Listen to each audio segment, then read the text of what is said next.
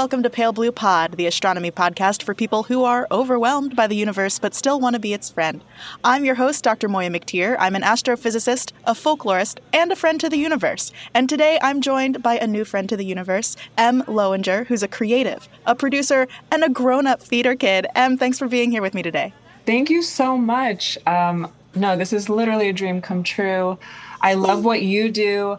I've also, since COVID, I have become really interested in space, physics, escapism, just want to exit this planet ASAP. I'm waiting for the Vulcans to come. I'm like, I think we're here. I think it's time for intervention. Whoever's listening, like, we need help. But and I would hope it's the Vulcans and not, like, the Klingons or the Romulans or something. Or the Cardassians. Oh, please no. Yeah, I'm really into Star Trek right now. Got into it late in life, but it's never too late. So yeah, this is really, I'm really excited. Awesome. Yeah. Maybe I'll have to have you back to talk about your first impressions of Star Trek as an adult, seeing them for the first time. Yeah. That could be many episodes, many episodes worth of content. I do love it. So true. Because during COVID, nothing was really hitting right. I just couldn't get into anything that was currently on TV. Well, first it was YouTube videos about space. You're like, I don't have enough of this because I'm confined to my apartment. So I need to think about the vastness of the universe. Yeah. And then my partner was like, can we not watch these YouTube videos? Can we maybe watch like Star Trek? And then she created a monster because now I can't stop. Oh, I'm so happy for you to get to experience that for the first time. Yeah. My mom showed me early, and I couldn't appreciate it then. But I've been thinking of doing a rewatch soon. Well, could you describe a bit about where we are today? Right now, we are in New Jersey in a pizza shop, in a classic Jersey pizza shop. You know, this shop is full, so there's chatter, and people are constantly coming in. So, you know, we hear that jingle sound of like the bell on the door, that old school sound when the door's opening and closing. Yeah, a real Pavlovian response with that bell. Every single time I'm like, oh, I'm ready for more pizza. I mean, a pizza pie is, you know, maybe it's its own galaxy. It's its own like swirling of matter and energy, right?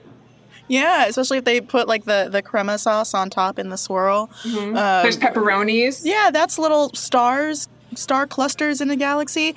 The connection is there. All of the people in this pizza shop are hardcore space fans. So I think that they're really going to enjoy hearing us talk about today's topic, which is Einstein's relativity, his theories of both special and general relativity. This was your idea to talk about. Em, what's up? Why are you so into relativity? Because, first of all, Einstein, smart guy, really smart, cool, good hair, wacky personality based on that one iconic photo that everyone has seen. But also, I think relativity gets into really weird stuff like what is up with light, what's up with gravity, what's up with time. Yes.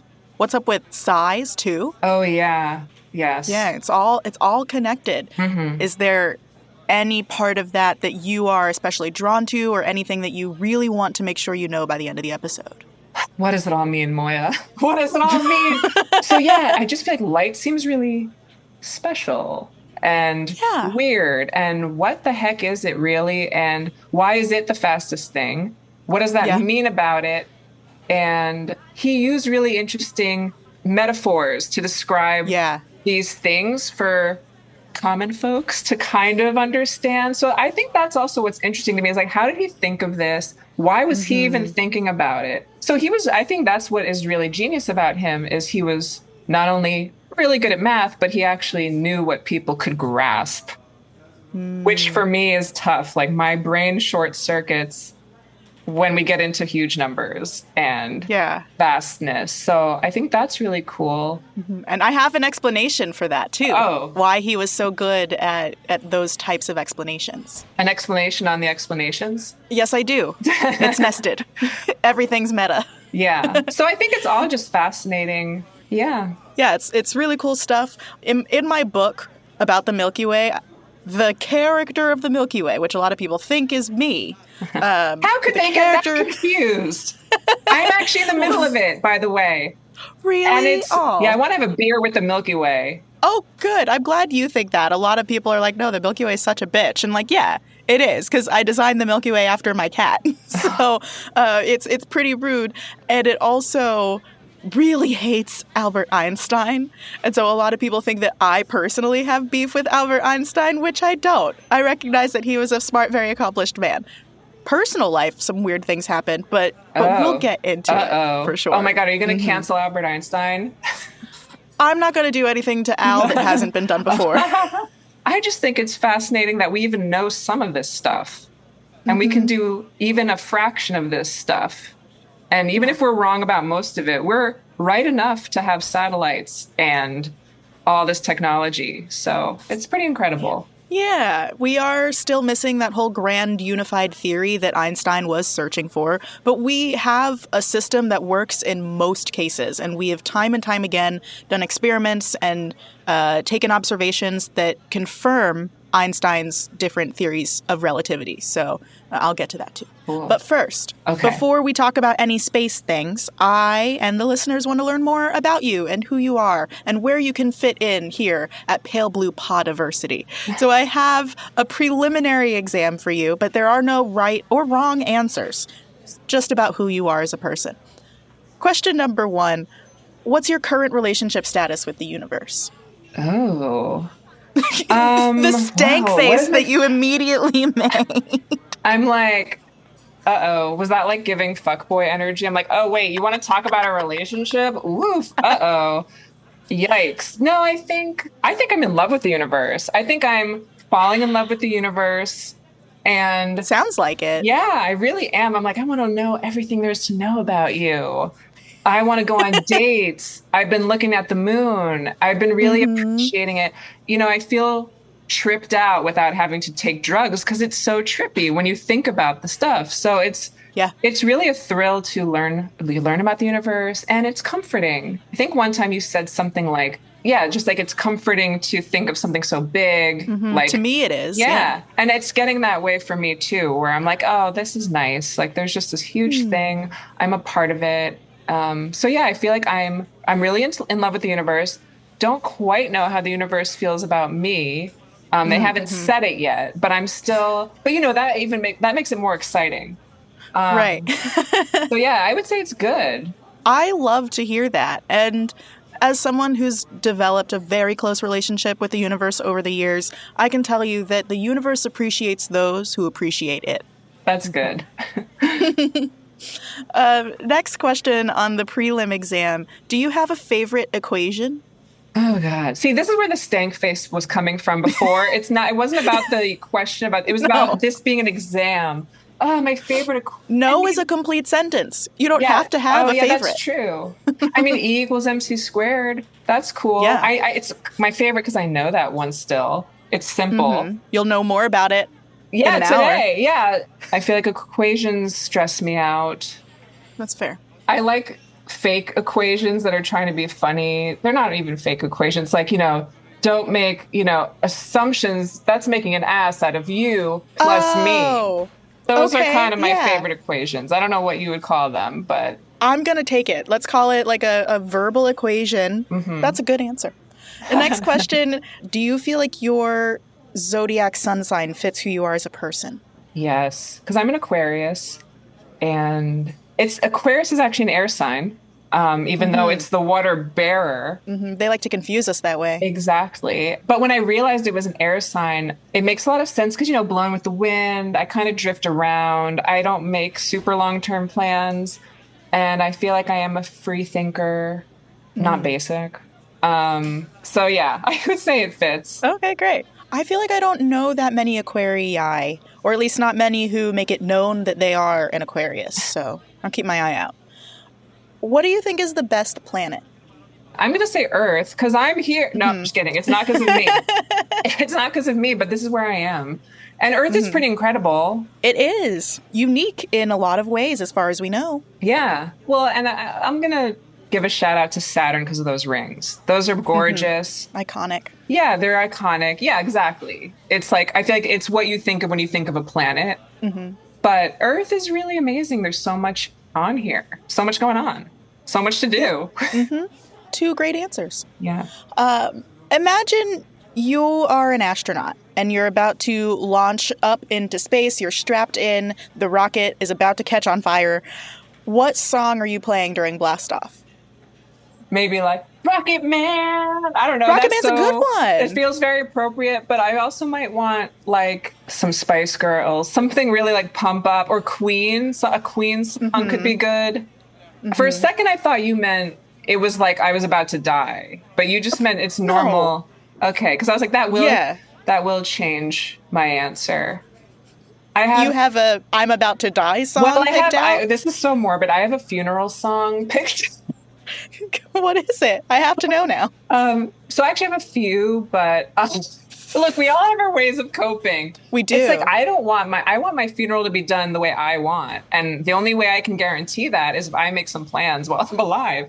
And so one of them is "Saturn" by Stevie Wonder. That song I've heard that. It's actually really depressing. Yeah, it's from the point of view of aliens who are going back to Saturn because they're like, Earth is too messed up. But then there's some Spice Girls songs on there. So okay. Yeah, that's why I was confused. I was like, fire. No, fire. I didn't want you to imagine your death. Okay. I'm sorry I talked about fire. Okay, but something poppy, something Spice Girls-y, or maybe something like 80s rocky. Yes. Maybe some David Bowie. Always a good choice. Who also has a space song. Yeah. Well, he has a few. And one of them, Space Oddity, is really sad. Yeah. That would be a good one to play if you think you're going to die on your space mission. Yeah. Everyone at Mission Control is like, what? This is not the mood we wanted. Okay, since you now know what song, or what genre of songs at least, you're blasting off to, how far into space are you willing to go? Let's make it quick, because I don't think it's too comfortable. Like, it sounds like hell. Yeah, like, it's bad. Yeah. And I mean, look, I live in a small apartment in the city. I'm used to close quarters, but I don't know. That's next level when you think about going to the bathroom. Yeah, and like when they're in transit, they wear their bathrooms. Like, the spacesuits are the bathroom. Yeah, that doesn't sound... I'm waiting for transporter technology that can extend to really far distances. I think that would be my preferred way. So I would want to go, I would maybe do a couple of days. I want a little tour. I want to see some sights. Okay, but go to the moon. Oh yeah, that would be good. Yeah, a nice little lunar hop. Yeah, and I think that's good. I want to see the pale blue dot. I want to see it, and then I think I'll be happy. Yeah, that sounds good. What's something in space that's scarier than a black hole? I mean, this political situation we're in is really... That's why I was like, I'm trying to live in the moment. I'm trying not to think too hard about it. And I'm actually trying to stay off Instagram because I don't want to see... I know, but it's hard. I'm addicted. And it's like, I'm trying really hard, but then every little glimpse I see, I'm like, no! Ugh. Yeah, every new piece of information. And I'm trying to... I know I can't fully check out, but I want to enjoy my November and December, at least, in the version of messed up that it was, like before we have to jump into the extreme version. So that I would say is scary. That and the cold temperatures in space, that's scary. So scary. But when you are around a star and you're not in the shaded area, very hot. Okay. Yeah, like around Earth and you're directly in sunlight, it can get up to a couple 100 degrees. Oh, perfect. Yeah. But if you're in the shade, it can be like negative a couple 100 degrees. Yeah, that's scary to me. I agree. It's terrifying. That's why I'm not going to space. Yeah. I'm going to stay here. Yeah, and Earth. like the radiation. No, everything I learn, whenever I read more about actual space travel, I'm like, no, Star Trek is enough. I'm getting space fantasy. Yeah, that's all we need right now. But speaking of space fantasy, I think that Einstein lived a pretty fantastical life. He was this patent office worker who completely changed the field of astronomy and physics and science in general in a lot of ways. Went on to win Nobel Prizes, went on to meet super influential people around the world, and is one of the only scientists that humans can name. Like, if you ask someone to name a scientist, it's like they might get Albert Einstein. So good for Albert that he gained that type of recognition, but he definitely earned it. I have a little bit of timeline about like his life interspersed with his work, because I think context is interesting. Like the context around when he wrote these seminal papers adds some texture to understanding his life. I love that. Yeah, no, I mean, you got me thinking. I'm like, Albert Einstein is like the Mona Lisa of science. Yes. Mm-hmm. He's like a basic person's go-to. He's like Saturn. He's iconic. Mm-hmm. Yeah, that like there's literally an iconic picture of him that everyone thinks of when you say the word Albert Einstein. Well, that icon was born in Ulm, Germany in 1879, and he had like a normal childhood. He went to school. One of his relatives gave him a compass when he was 5 years old, and he got super into studying the natural world and observing things around him. And then he got the equivalent of a bachelor's degree from the Swiss Technical College in 1900. He was there studying for a few years, but he did have to apply twice, which makes him extremely relatable, in my opinion. He didn't get accepted the first time. Wow. Yeah, it's just nice. So he does finish his degree in 1900. His degree is in teaching physics and math, which I think is why he's so good at coming up with those explanations for these complicated ideas, because he literally went to school to learn how to explain these things. Because teaching is a skill. It is. Separate from doing science, which he was like, yes, he did a lot of cool science, but it was all theoretical. It was thought experiments. He didn't learn the skills of doing scientific experiments like in a wet lab or something, or in any sort of create a control group and then test your hypotheses with all of these different tests. Like, he didn't do that. Do we know if he was social, or was he kind of like, the numbers are my friends? Ooh. Because he kind of has that vibe just on how good at math he was. I'm like, did you even have time? Was he friends with Freud? Was he friends with anyone? Doing cocaine and examining his relationship with his mother? Yeah. That's a good question. Funny what people want to study in life, right? Right. You have Einstein doing Einstein stuff, and Freud's like, penises, fathers, mothers, cocaine. Mm-hmm. Well, maybe the cocaine had something to do with it. Yeah. Drugs are bad. I mean, it depends on what you want your outcome to be. Yeah. But a question about how social he was is a good one. I didn't find anything about when he was super young, but, he married one of his classmates. He seemed to have been at least social when he was in school, and he did some scientific collaboration, so he was professionally social. But in his really personal life, I'm not that sure. He seemed to have a pretty normal early 20s. He graduated at 21. He puttered around doing odd tutoring and teaching jobs. He had a baby out of wedlock with a woman who was one of his classmates in college. Her name was Marich. I think it's a C with a little accent over it.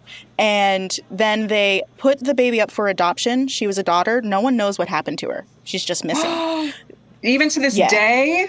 I couldn't find anything about anyone knowing what happened to her. Whoa, so there's like an Einstein, there's part of the Einstein lineage that is probably unknown. Probably, yeah. Oh, God, can you imagine? It's like, why am I having such incredible ideas and doing all these thought experiments?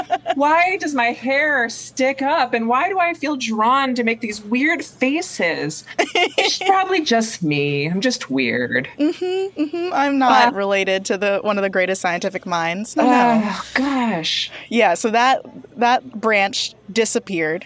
The two did eventually get married. They had 2 sons together. One grew up to be an engineer, I think, and one was sick and suffered from some chronic diseases throughout his life. Einstein was living with his family, working these odd jobs, working eventually, I think starting in like 1902 or 1903, started working in the Swiss Patent Office. So it was his job to look at all of the applications for new inventions and for new ideas coming into the patent office, which means he was getting this constant stream of inspiration, which isn't to say that anyone in his position would have come up with the ideas he did, but would he have come up with those ideas in a different circumstance? Maybe not. It's all important. Yeah, but you're right. What you're saying so far, he sounds really relatable. Like, I feel like he could have, like, you know, a TV show about his life in his 20s, like doing his weird jobs, having like, you know, oops, we got pregnant. What do we do? You know, just all those, I don't know, early 20s. It's like, yeah, he had his crazy early 20s. Exactly. Dysfunctional. And then he got like maybe late 20s, early 30s, like, no, I got to have like a full-time job. Let me work at this patent office. Oh, wow. I'm seeing all these inspirational people do cool stuff. Wait, should I do some really cool stuff? Yeah, that's a compelling story. Yeah. I feel like 10 movies about that have been made this year, you know? Yeah, he lived a pretty typical life for a mathematical and scientific genius. In 1905, he had what people call his miracle year, or his annus mirabilis. He published 4 groundbreaking papers, and he got his PhD from the University of Zurich. But there is some debate over whether his wife, Marich, actually wrote these papers, or at least contributed a lot and collaborated with him while he was working on them, because she was also in the same program at the same school. And later on in his life, when he kind of stops being as productive, it's after they split up. So some people are like, oh, once they were uncoupled, he wasn't as productive. Maybe there's some connection there. But that's debated hotly. Right. And I feel like he's not going to admit that. It's very, it's feeling a little like Yoko Ono, because she helped write Imagine. Okay. And she was not credited at the time. She actually recently was given a writer's credit. Oh, good. But like, you know, decades later. Yeah, and a little too late. Yeah. And when you see it in this light, remembering that she got pregnant out of wedlock in 1901, a year after they graduated, when she could have been starting a career, but then didn't, that paints it in a whole new light. Yeah. But there were still, regardless of who wrote them, 4 amazing papers that were published in 1905. And one of them ended up being the foundation of what became the theory of special relativity. So I'm going to go through each of these 4 papers. They have ridiculous titles. The first one is On a Heuristic Point of View Concerning the Production and Transformation of Light. Okay. Imagine like opening up a journal and you see that title. What would you think it's about? Like it says so much and yet so little. Yeah, it's very broad. Very broad. Very broad. Well, it is on his discovery of the photoelectric effect, and he actually won a Nobel Prize in Physics for discovering this effect in 1921. At the time, in 1905, wave-particle duality of light was not an accepted thing. The leading theory was that light acted as a wave, but there had been some people before, like Isaac Newton, who proposed that light actually existed in these discrete little particles.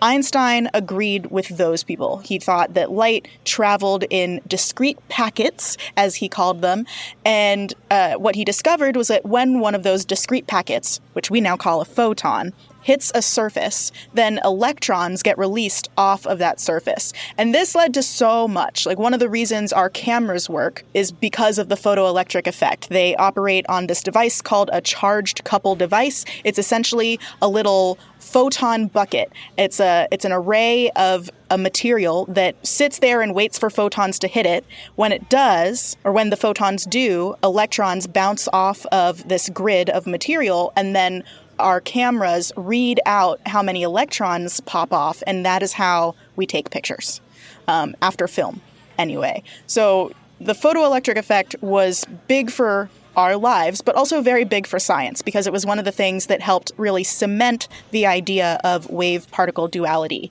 for light.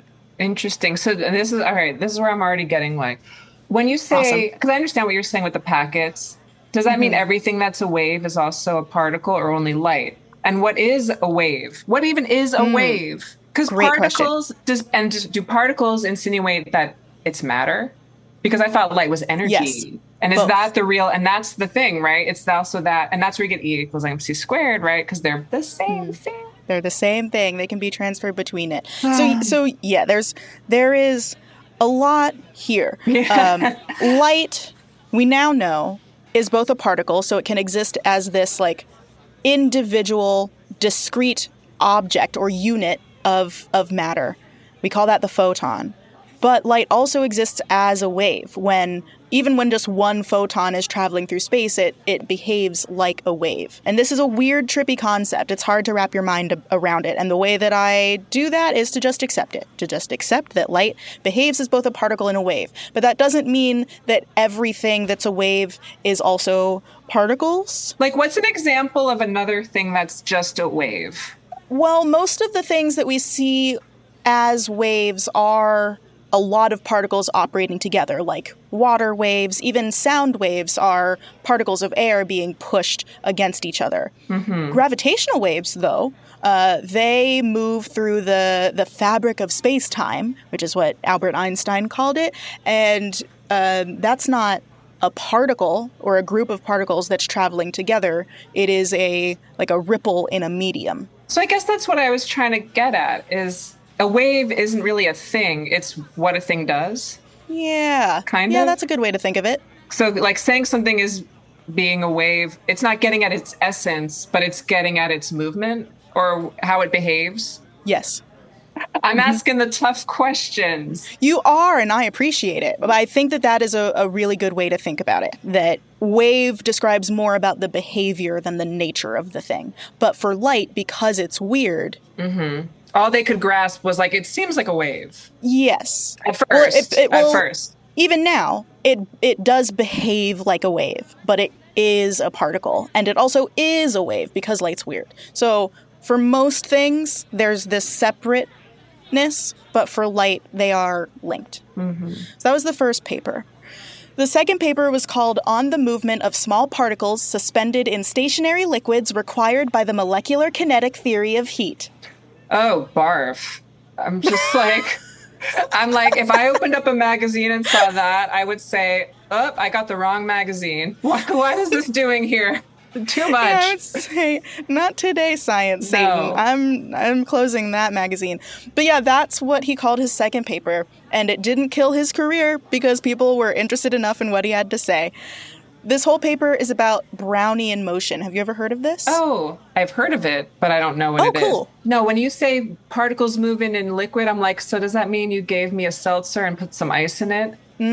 Very, very tiny particles. Those bubbles are tiny. Those bubbles are tiny, but they are air. Yeah. They're not like particles. I think more like adding edible glitter to a drink. Ooh. Or dust particles floating in air. Mm-hmm. Gotcha. This Brownian motion is named after Robert Brown, who was a Scottish botanist with a surprisingly easy to pronounce name, and I thank him for that.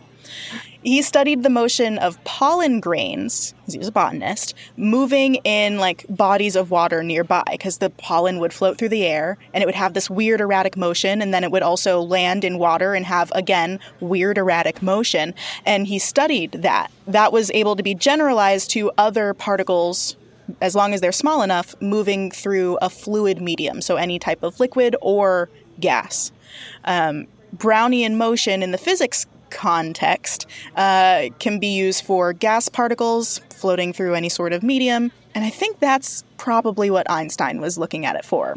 Back then, a lot of people were also trying to make a metaphor for the motion of stars and comparing it to the motion of gas particles, but I think that Einstein was probably looking at just like particles in normal Earth contexts.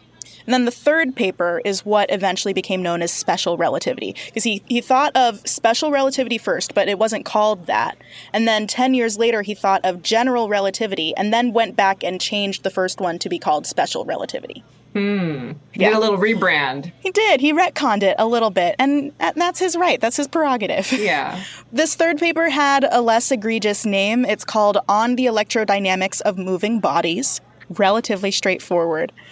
And this is where he gets into his discussion of light. and its weird properties. So this is the paper where he argues that the speed of light is fixed and it's not relative to the observer. So no matter what your reference frame is, no matter where you're standing or how fast you're moving, the speed of light is always going to be constant for you. It's going to be 300,000 kilometers per second. And that's really the big... Yeah, a lot of other consequences come from that. So he noted that the speed of light is constant in a vacuum. Once light starts moving through denser mediums, then the speed changes. But out in space, when you have a vacuum, so very, very little pressure, you will always see light traveling at the same speed. What he wrote in his paper was that, and this is a translation, because he wrote in German, light is always propagated in empty space with a definite velocity c, which is independent of the state of motion of the emitting body. So no matter what you're doing, the speed of light is the same.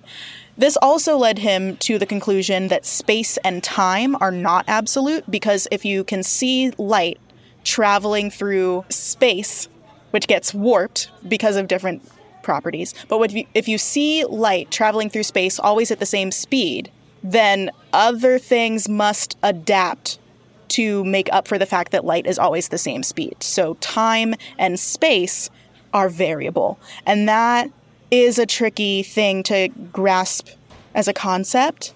But once you sit with it for a second and you think through some different thought experiments, which is how he did it, then you understand why space and time are relative. A lot of the famous experiments are, imagine you are in a car and there's a tree in front of you and a tree behind you. Lightning strikes both trees at exactly the same time. And if you were sitting still in your car, then you would see it happening at exactly the same time. But if you're moving towards one tree or the other, whatever tree you're moving towards appears to be struck by lightning first, before the tree that's behind you. And so through all of these different thought experiments, Einstein arrived at this relativity idea, that your reference frame really determines what you perceive when you look out at the universe. He noted that time and space are not absolute, and that length, time, and mass depend on the relative motion of the observer. So later on, when I get to the consequences of special relativity, I'm going to talk about how length, time, and mass change when you're moving at different speeds. The equations that describe how those things change at high speeds, those are called Lorentz transformations. And it's this long series of equations that he had in the paper. And I hated doing Lorentz transformations in college, but I felt really cool and smart doing them. Because the equations aren't that complicated, but the concept is really hard to grasp. So I just felt like I was doing something big, even if I didn't totally understand it at the time.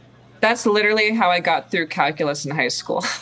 So I can only imagine. I can't even and I think I got an A, but I had to literally memorize everything. Mm-hmm. And I couldn't even go there to why am I doing this? What is this? I was like, no, I'm just going to remember when to do what for the exam. So yes. I can't even imagine beyond. It's truly impressive. I mean, that's essentially what I did. Yeah. I was like, okay, these are the equations. This is when I apply this equation.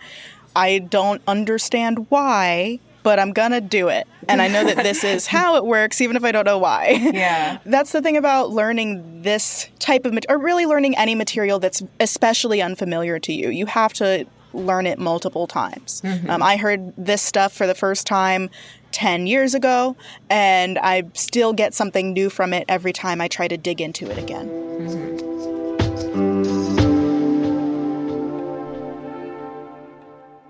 Hey there.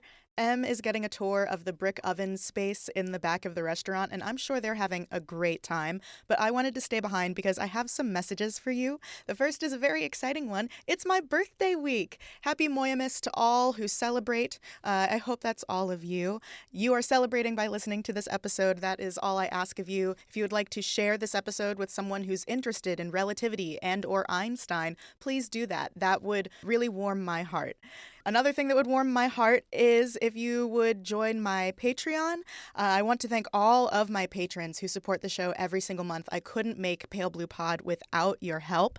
And I want to give a huge thank you to my sun-like stars, because it is their support that is holding down the Pale Blue Pod stellar system with their gravity. So thank you to Scott Reynolds, Augustin, Tom T, Mark Mahoney, and Nicole Bartlett. You're all incredible. Thank you so much. You can join this amazing group of people. You can celebrate Moiya and support an independent podcast, all by joining my Patreon for about $1 per episode at patreon.com/palebluepod. Every patron gets research notes for basically every episode, and you can join higher tiers for Pale Blue Pod at Night, where I'm reading my dissertation in a calm, soothing voice to help you relax and or fall asleep.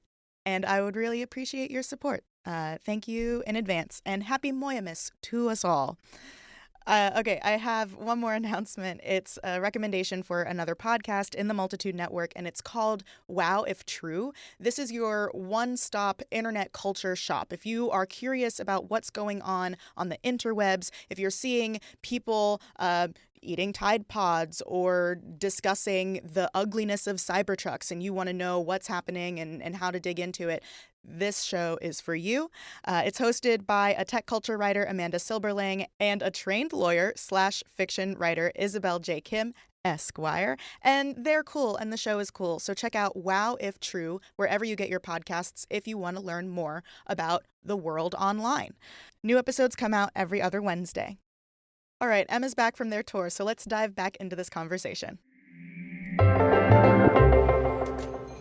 I'm going to ask a foolish question. Because again, if space and time are connected, like if you have two people, they're starting the same place and they're going into the same place. They have the same start point, the same end point. They leave at the same time, but one's driving and one's walking.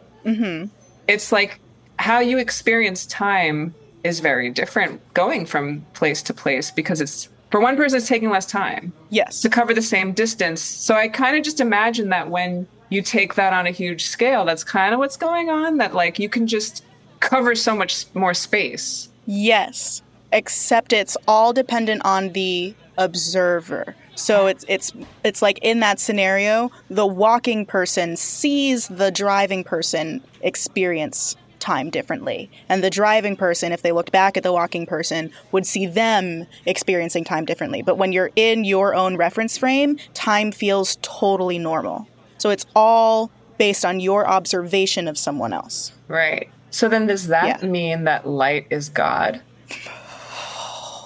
Because they're the only ones unaffected by anyone's reference point. Yeah, if that's what being God means to you, then yes. Light also exists outside of time. Really? So yeah. Oh, yeah. Oh, God. Light, photons do not experience time. Oh, light is God. 100%. We've cracked the code. That's light. Here you go. So I developed this theory that I honestly can't really make much sense of. Black holes are the pupil of God, because they just take light in, right? Oh, because they just take light in. Oh, okay. And you know, like, I feel like in some drawings it even looks like kind of like an eye. I think it's the Polish cover of my Milky Way book that has the black hole at the center of the galaxy represented by a red eye. I'll take it. Yeah. I'll take it. I think, I'm getting light is God, and black holes are the eyes. Yes. Okay, I'm with you. Yeah, and I'm not religious, by the way, but you kind of have to get spiritual a little, for me, when I think about this, because it's just like, what the heck? Studying space and folklore, like, for me, it was the combo of the two that turned me into a more spiritual person. Yeah, when you're thinking about these huge existential cosmic questions, it's going to expand your consciousness in ways that religion often has for people. Oh. Is light God, I think, is the biggest question that has ever been asked on Pale Blue Pod. But that was just the third paper. There's my still God. another paper. He's like, I'm not done. He's like, this is my annus mirabilis, okay? Have you had your annus mirabilis yet? Me personally, no. I don't think so. This happened when he was 26. Oh, wow. And 26 was also the year I got my PhD, but I did not publish 4 groundbreaking papers that year. He was like, I'm going to have to start paying for health insurance. I need to like bust out these discoveries. Well, he was in Europe. Oh, true. So it wasn't as bad. What am I saying? He just had to, you know, maybe survive World War II, but he had free health care. Probably. I mean, he's in high demand. Yeah. I imagine he gets whatever he wants after he comes up with relativity. Yeah. The 4th paper is called, Does the Inertia of a Body Depend Upon Its Energy Content? And this is where we get the mass energy equivalence, the thing that Einstein is known for throughout the universe. Yeah, I mean, I ask myself that every day. What are you known for throughout the universe? No, just like is my... Oh, does the inertia body depend upon its energy constant? Yeah, when I wake up, I'm like, do I have enough energy constant? Will I have enough inertia to get me through? Yeah, once you hit 30 and everyone's thinking like Einstein and the mass energy equivalence. But this is where you get the E equals mc squared equation. That is only for bodies at rest. That's only for bodies that aren't moving and have no momentum. The full equation is a bit more complicated. So what the heck is at rest? Isn't everything moving? Aren't all atoms moving? Nothing is still in the universe, right? Correct. But within your own reference frame. Like here on the Earth, yes, absolutely, we are all moving around the sun, which is moving around the galaxy, which is moving towards Andromeda, which is all moving towards the great attractor out in the universe. We are all moving. And I'm vibrating, right? I'm just vibrating. My whole thing is vibrating, right? There's actually been this constant low humming noise. I didn't want to say anything. Yes, so we are all moving, but...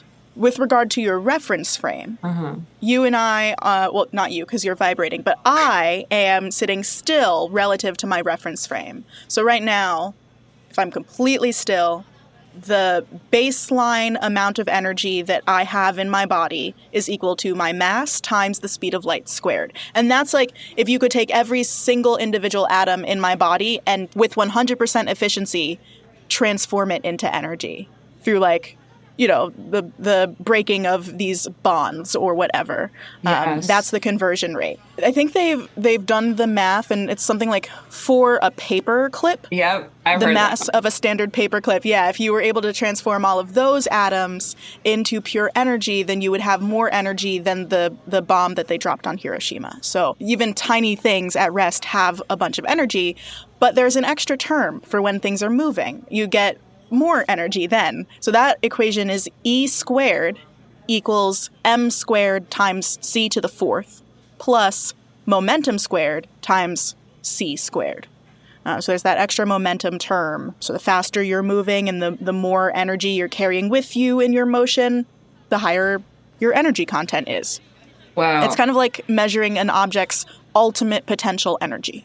Wow. I was going to ask, and you mentioned Hiroshima, like, was that sort of what helped lead to the thought of like, wow, because an atom bomb that's just an atom, right? It's just splitting and releasing an atom's energy.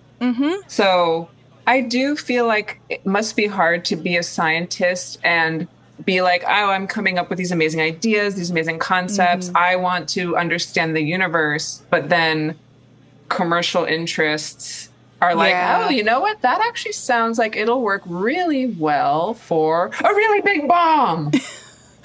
Yeah, there's a huge connection between especially astronomy research and the military-industrial complex that started a long time ago and continues to today. A lot of funding for astronomy research comes from the departments of defense and energy. A lot of what we develop then immediately gets used by military operations because we astronomers and our engineers, we develop really good cameras and really good remote sensing abilities, and we're great at data analysis. Like, there's such a connection. It sucks. Yeah, and then if you're like, I don't want to be involved in any of this, it's probably very hard to get funding. Yeah, which is part of why I left. Oh, good for you. That's amazing. I was lucky enough to have, the choice to leave, so I took it. Yeah. Einstein did not. Yeah.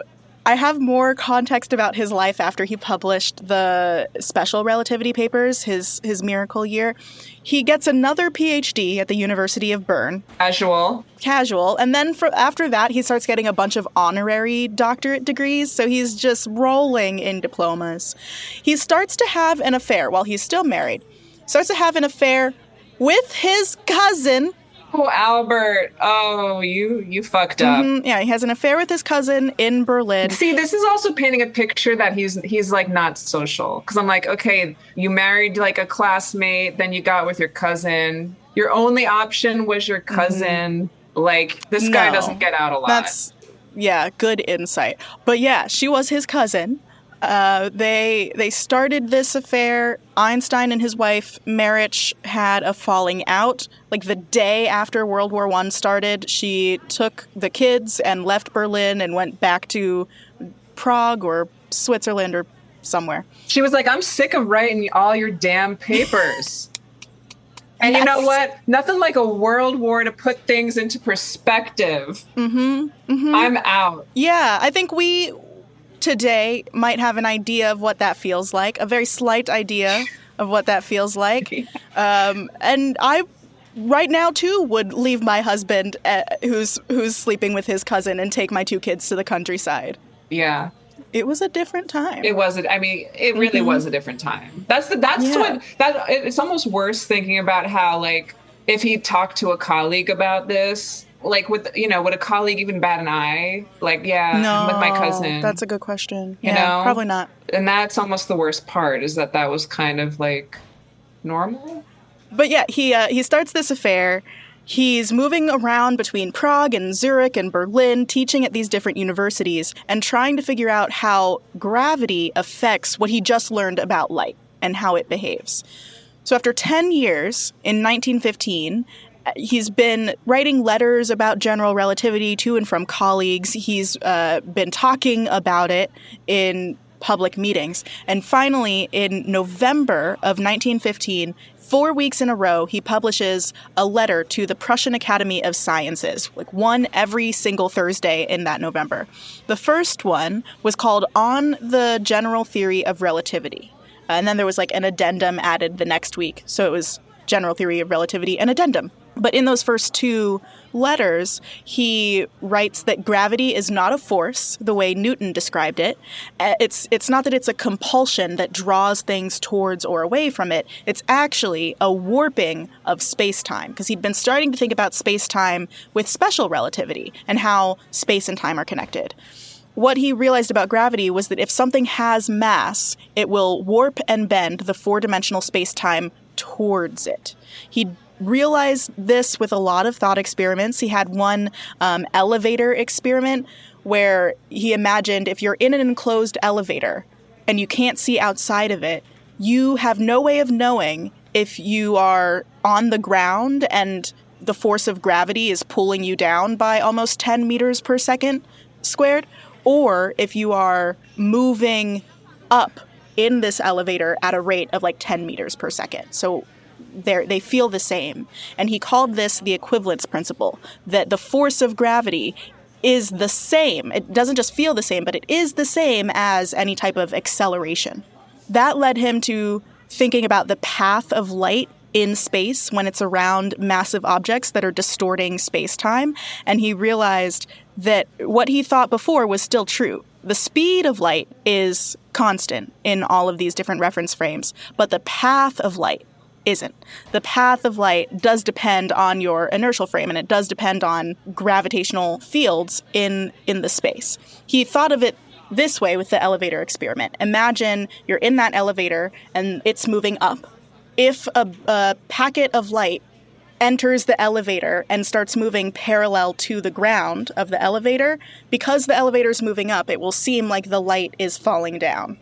And I don't totally understand why that is generally applicable to all reference and inertial frames and all of gravity, but it is. He realized that light will bend towards or like bend with the curvature of space-time. He realized that Newton's theories only apply in flat space-time, where there's either not enough gravitational attraction to completely warp the shape of space, or if you are local enough, so like not operating on really big distances, for it to matter. Most of the time on our scales of perception, it's negligible. So those were the first two letters. The third letter was called the explanation of the perihelion motion of Mercury from the general theory of relativity. I'm going to talk about this when I explain the tests of relativity, but something was weird about the orbit of Mercury. And once Einstein applied general relativity to it, it got rid of the weirdness. It completely explained it away. And then the fourth and final paper gave us the field equations of gravitation. These are multidimensional equations. It looks like it's just one equation, but packed inside is actually 16 different equations when you take into account 4 different dimensions. It's like one of those Russian dolls. Yes. Yes, it's a nesting doll of math. Yeah. The worst type of nesting doll. Yeah. Please, nobody get me that kind of nesting doll for the holidays. It will be returned. It'll be regifted. Either that or it's just going to collect dust in the closet. Yeah. It will always stay at rest, so it will always have energy equivalent to its mass times speed of light squared. In the field equations, he had been working on these for years, and he was trying to relate the shape of the universe, so how much it's curved in space-time, to how matter and energy are distributed throughout the universe. And this gets into cosmology. Most of what I learned in my cosmology classes about the expansion of the universe, how to put on the mascara. Shape of it. That is, yep. That was part of the test, too. Yeah. How to contour. Mm-hmm. This is why I almost didn't pass my PhD. I couldn't get past that part of the cosmology quiz. Mm-hmm. Get it? Because cosmetology. Yes. I got there after a second. I did. I took the journey with you. Yeah, so we covered a lot of this in my cosmology classes.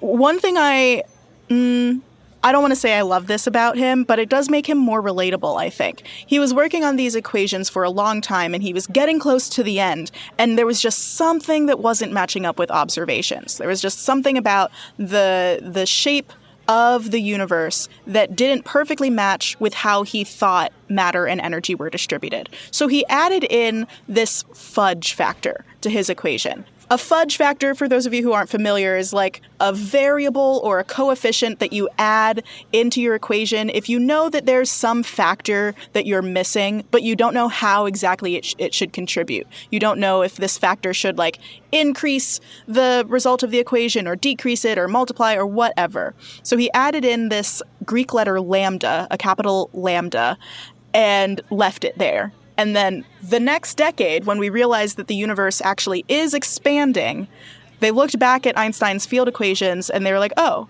that constant is what we now call the cosmological constant, which explains how the universe is expanding right now. But he didn't believe that. He didn't believe the universe was expanding, even though like some people at the time were starting to think that. He was quite against it. He was like, we have enough to deal with as it is, okay? We don't need there to be more, okay? Yeah. Which I get. That's enough. It's already so hard coming up with the theories that explain how gravity and light in the universe work that scientists will use for the next 100 years. That's already so hard. We don't need more from him. So that was like the timeline and what was included in the papers. I now want to talk about some of the specific effects of relativity. So starting with special relativity, the biggest consequence of this is that nothing can move faster than the speed of light. And that's because of Einstein's thought experiments about how light should behave in different circumstances and how any normal object should behave when it's moving at very fast speeds. So this leads to 3 different consequences. One is called velocity time dilation. One is called length contraction or Lorentz contraction. And then the other is the conservation of relativistic momentum or weird fast mass effects. I'm going to start with velocity time dilation. This says that when an object moves fast, time moves slower for that object relative to an object that is at rest or moving slower. See, that's what I was getting at, where it's like if you get somewhere fast, You're Yes. like, I saved a lot of time. Like time went slower for me. You know what I mean? Yeah, but it's instantaneous. It's like as you're moving, time is moving slower, and not once you've reached there, your perception of time has changed. Yeah. This is where one of the twin experiments comes in with the astronaut twins. Scott and Mark Kelly are twins. They're both astronauts. And Scott Kelly spent almost a year straight in space. And when he came back, they did all sorts of analyses of his body to figure out what had changed. And they found, or I guess they couldn't have measured this, but the math finds that because he was moving so much faster in space, like he was on the International Space Station, which moves many thousands of miles per hour, he aged 5 milliseconds less than his twin aged here on Earth. So that's like, if anyone needs like an anti-aging hack, just go to space or just like move really quick, like power walk, run everywhere. And then you will if you sprint everywhere, you'll never age. Yeah, your cells will just decay at a slower rate, right? Slightly slower. Very slightly slower. Yeah, it's almost negligible on even the difference between us sitting here on Earth and the International Space Station moving up in orbit. But when you get to near the speed of light, which scientists call relativistic speeds, when you get that fast, you start to really notice the effects.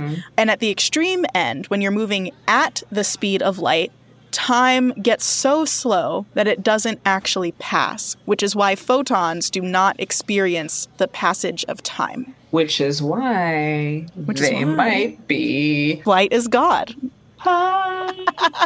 Because, okay, but then do they experience time... Like, once they come to Earth and they're not in a vacuum, do they get some time? Do they have, the photons? Yeah, because sometimes they go slower than the speed, right? Because sometimes they're not right. vacuum. When they pass through glass, maybe when they pass through glass, that is them experiencing time for just a little bit. It's like literally a hot sec. And that's why sec. they slow down. Oh, yeah. Literally a hot sec. Yeah, they slow down because they're, oh, God, time? I don't want to deal with this. And then they pass through the other end and they don't have to deal with it anymore. And then they probably forget because then once they get through it, they're like, well, I'm timeless now. So you're probably right. Oh, God, that's trippy. I know, right? And that's just time dilation. Other things change when you are moving at very fast speeds, like your size.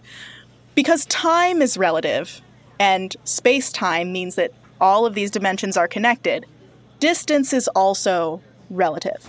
So the space that something appears to take up is going to depend on your reference frame to it. Like if it is moving with respect to you, its size is going to look different and it's smaller. So as you move faster, you literally get smaller, but only in the axis of your motion. So if you're moving and you are running away from me, like straight away from me in front of me, you're going to get a little bit smaller you will appear to be smaller because you're farther away, but your physical size will also get smaller as you move away from me faster.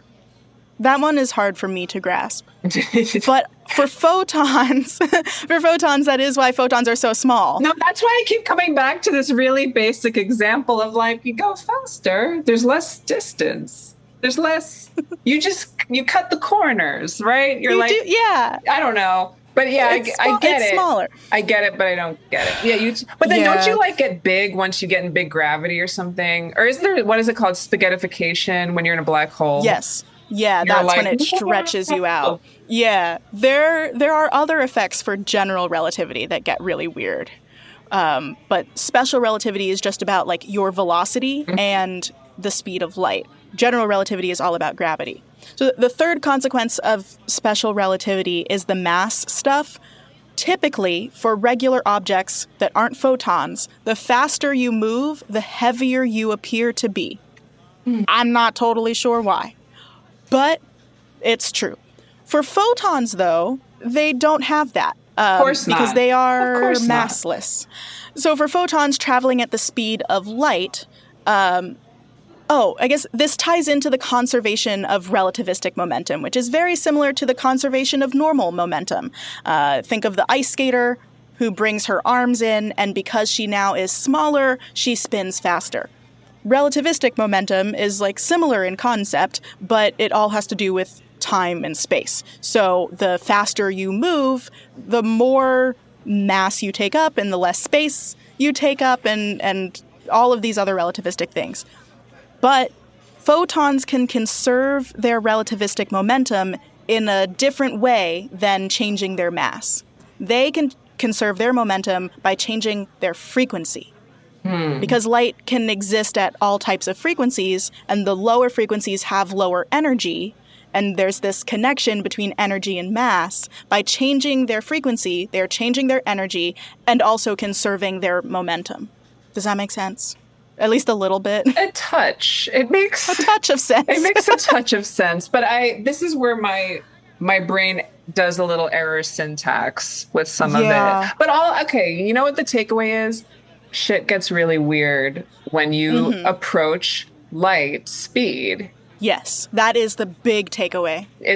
And everything we know, things get distorted because you're not supposed to see you know who. Yeah. That's why it's so hard to understand relativity. Because light is God. Yeah. Well, and it reminds me there's this really freaky episode of Voyager where I think Tom Paris and Catherine Janeway, they go to like warp 10, which is the speed of light, I think. Like they basically hit and the weirdest crap happens and they wind up becoming, I don't know how they come back from it, but they wind up evolving into like weird like space alligators and having kids. Like it's really weird. It's just really weird stuff happens, if I'm remembering correctly.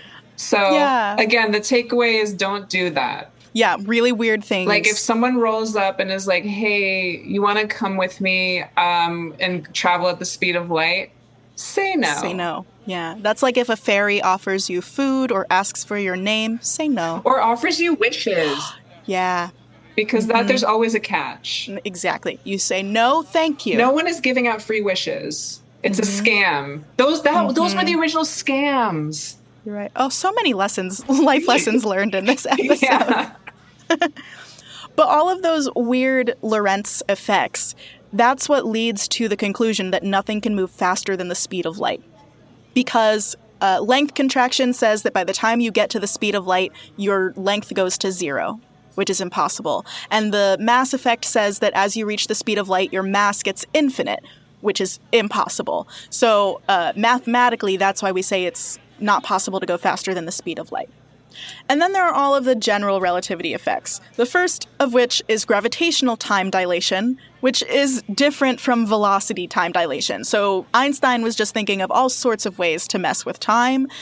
Gravitational time dilation says that when you are under stronger gravitational effects, when you are closer to a massive body, time moves slower for you from the perspective of someone who is further away from that massive body. Because I imagine you're like, hey, I'm trying to walk through this gravity. And then you think, you're like, oh, that didn't take me that long. I walked a few steps. And then your friend's like, dude, you left 5 years ago. Like it's like, that's how I imagine it. Yeah. So the last episode talked about Interstellar and all of the weird gravitational effects around the black hole in that movie. Was that when they're in the ocean too with the student? Yeah. Okay. Yeah. I saw that. Yeah. Because the gravitational pull of the black hole is so strong that it's stripping away the ocean and probably certainly the atmosphere too. But the time dilation, when they're on the surface of that one planet, 1 hour is the same thing as 7 years off of the planet. Because time moves so much more slowly for them because they're closer to the gravitational field. It's nauseating to think that could happen. I feel like I need to do some sort of aftercare for you after this episode. It seems like your brain's starting to hurt. No, because you know what? I knew about all this stuff, so this isn't... But it's like when I think about it, whenever I think about anything on a huge scale or like very minutia, like if I ever watch my partner's an animator and sometimes we'll watch like, how did they make, 101 Dalmatians? You can watch the making of, and it's like, I want to throw up because I'm just like, that was so meticulous. There were all these so many drawings. How did you keep track of that? Like, what? Like, I'm going to throw up. And so I'm kind of getting there with this, but it's not new information. I'm just taking it in again. I'm really thinking about it. But yeah, it's, I feel like our planet's okay. Our time feels pretty okay. Yes. Well, time feels the same in any reference frame, except for the weird, like, psychological time dilation thing. Yeah. Do you know what I'm talking about? Like how as you get older, every second is a smaller fraction of your life, so it feels like we're speeding up in time. Yeah. But aside from the psychological effects, time, it passes the same in your reference frame. It just looks different when you're peering outside of your reference frame. So that's gravitational time dilation. Then there's gravitational lensing. Because mass warps space-time and curves it in towards the massive object, it also curves the path that photons take, because photons are going to travel straight through the fabric of space-time. And so this gives us really cool abilities to see distant objects in space because their light will get bent towards us by something massive between us. We can do this on big scales where entire galaxy clusters will bend the light of gravities behind them towards us. So we can see really, really distant galaxies that way, like almost back to the early beginning of the universe.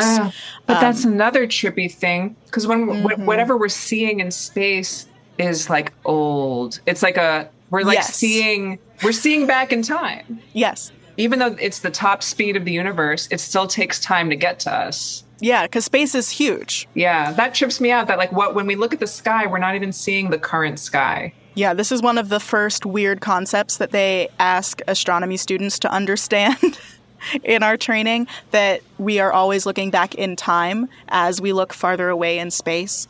And when I was preparing for the Interstellar episode and for this one, I got too deep in the weeds thinking about how gravitational time dilation affects light, or if it does. There's so many weird consequences of this theory, and most of them have been proven time and time again. So we know that it describes everything pretty well. Gravitational lensing works on those big galactic scales, but it also works on small scales. Microlensing is a way that we find planets outside of our solar system, because when tiny little black holes that are around a few times the mass of our sun pass in front of a planet, it will bend light from that planet to us, and then we can see it.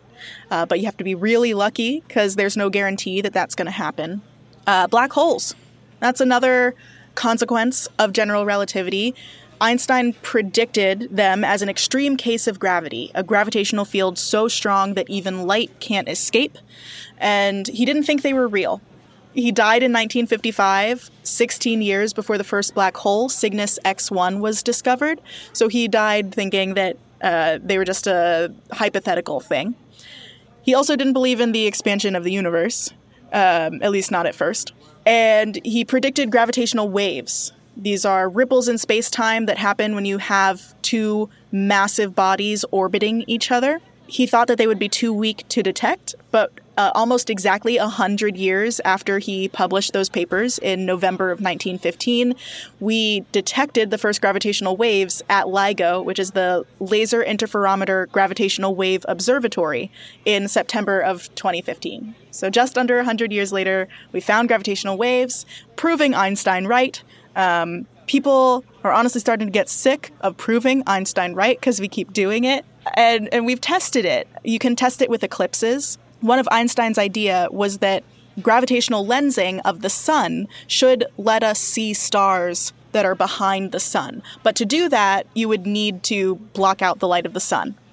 Luckily, nature does this for us every couple of years. So during a total solar eclipse in March of 1919, they looked for stars that got lensed around the sun. So they exist behind the sun. So without the eclipse, you can't see them. And at nighttime, they're not where they appeared to be when the sun was there. So they can test and compare their positions.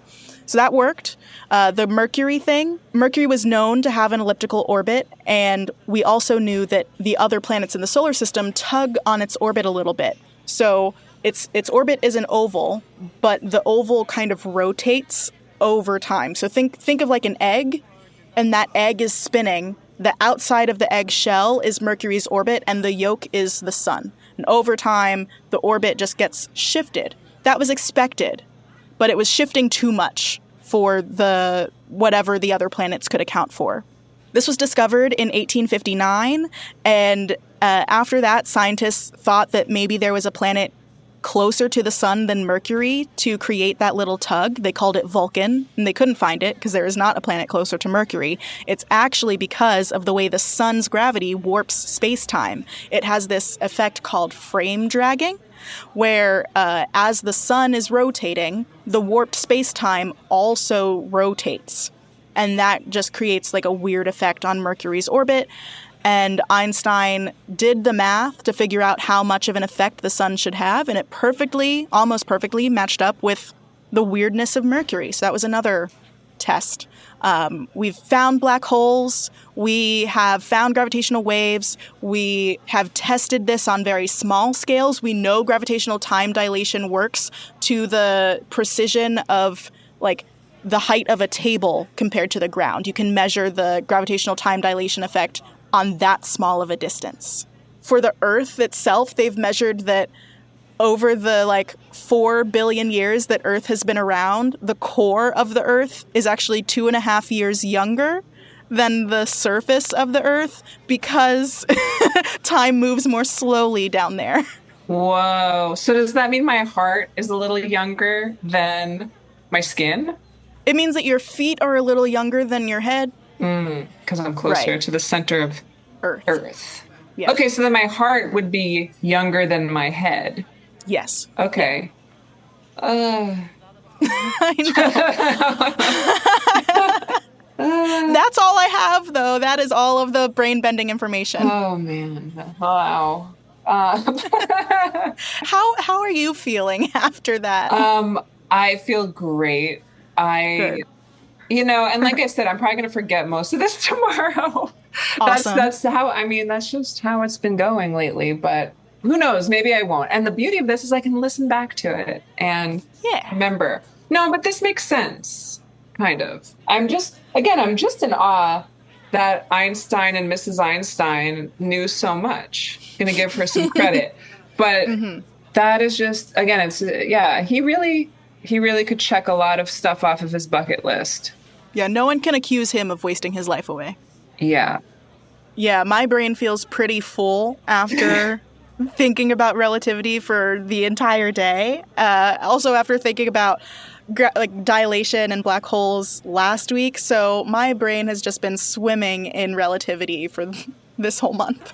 Yeah, well, you know what I think we both need? Some pizza.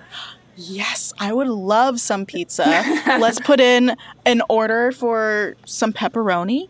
What's your topping of choice? Ooh, you know what my new favorite combo is? Pepperoni and mushrooms. I love pepperoni and mushrooms. Let's do that. Okay, Amazing. We're going to get that pizza. While it's being prepared, while it's in the oven, can you brag about yourself and tell the listeners what you're working on and where they can find you online?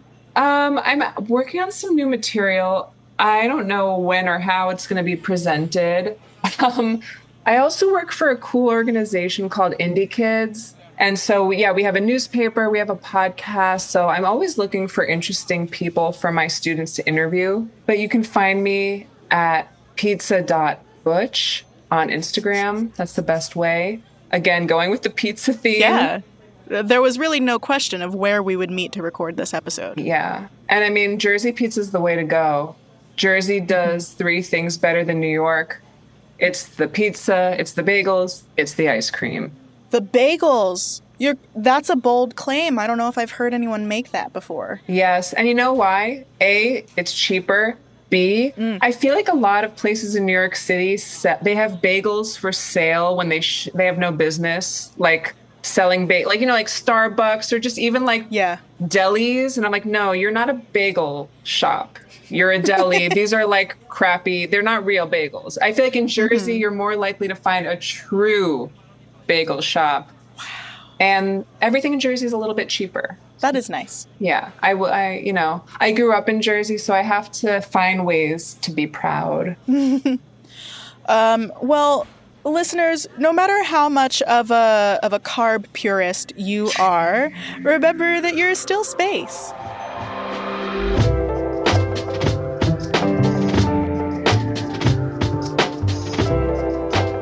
Pale Blue Pod is hosted by me, Dr. Moiya McTier, aka the universe's bestie. I created the show with original co-host Corinne Caputo, a comedienne extraordinaire, and help from the Multitude Productions team. Our theme music is by Evan Johnston, and our cover art is by Shay McMullen, and our audio editing is handled by the incomparable Misha Stanton. I am Go Astro Mo everywhere online, and you can stay in touch with the show and the universe by following Pale Blue Pod on Instagram or checking out our website, palebluepod.com. We are a member of Multitude, an independent podcast collective and production studio. So if you like Pale Blue Pod, you will love the other shows that live at multitude.productions. And if you want a shout out on the show and research notes for every episode, you can join our community over at patreon.com/palebluepod for just about $1 per episode. Thank you so much for listening to Pale Blue Pod. I'll be back next week. Bye.